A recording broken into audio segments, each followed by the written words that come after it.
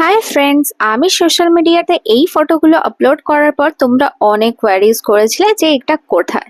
তো hey everyone, আমি Sannidha, welcome back to my mini blog. তো আজকে আমি সানডে বেরিয়ে পড়েছি একটা জায়গার উদ্দেশ্যে। আর যেহেতু এখন পাহাড়ের কন্ডিশন খুবই খারাপ, তাই একদম আজকে বেরিয়ে পড়েছি পাহাড়ের উদ্দেশ্যে না, একটা অন্য সাইডে।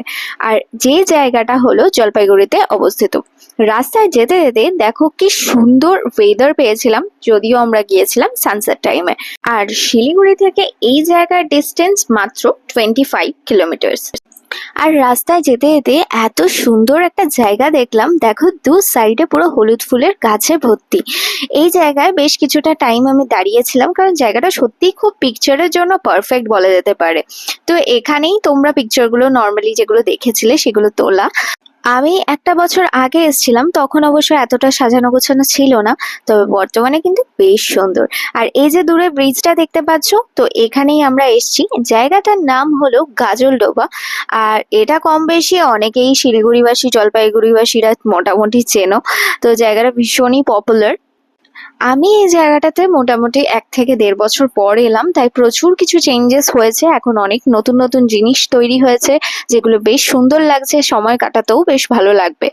আর এখানটা কিন্তু খালি পাওয়া বড় মুশকিল, কারণ বেশ কিছুটা টাইম দাঁড়িয়ে থাকার পর আমি খালি পেয়েছি।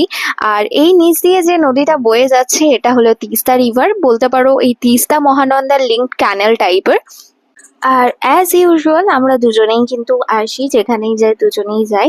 তো বেশ কিছুটা সময় বলতে পারো আমরা এখানে সাইডে একটা পাথ আছে, তো ওটা দিয়ে আমরা হাঁটাহাঁটি করছিলাম এবং প্রচুর রিলস ভিডিওস বানাচ্ছিলাম, যেগুলো তোমরা তো অলরেডি দেখেইছো। আর এই জায়গাটাকে কেন্দ্র করে কিন্তু প্রচুর ধরনের ছোট বড় দোকান বসে, আর যেগুলোতে প্রচুর ধরনের খাবারের জিনিসও পেয়ে যাবে।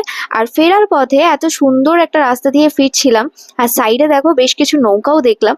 আর নৌকাগুলো কিন্তু বেশ সুন্দর। পরে যদি কখনো জল একটু কম হয় নিশ্চয়ই এসে চাপবো। আর এই জায়গাটাতে double taking, bicycle, fun activities এর বিভিন্ন জিনিস সেগুলো কিন্তু রয়েছে। আর দেখো তিস্তার জল কিন্তু এখন একদম ফুলে ফেপে উঠেছে, তাই একদম নো চান্স, নিচে নামার কোনো প্রশ্নই নেই। তো যাই হোক, বেশ কিছুটা সময় কাটানোর পর অনেকটাই সন্ধে হয়ে গিয়েছিল, আর আমরা আবার বাড়ির উদ্দেশ্যে রওনা দিলাম। আর এই দেখো ব্রিজটাকে কিন্তু কি সুন্দর লাগছে দেখতে। তো তোমরা কারা কারা এই জায়গায় এসছো তারা কিন্তু অবশ্যই আমাকে কমেন্ট করে জানিও যে কারা কারা তোমরা এই জায়গাটা চিনতে পেরেছিলে।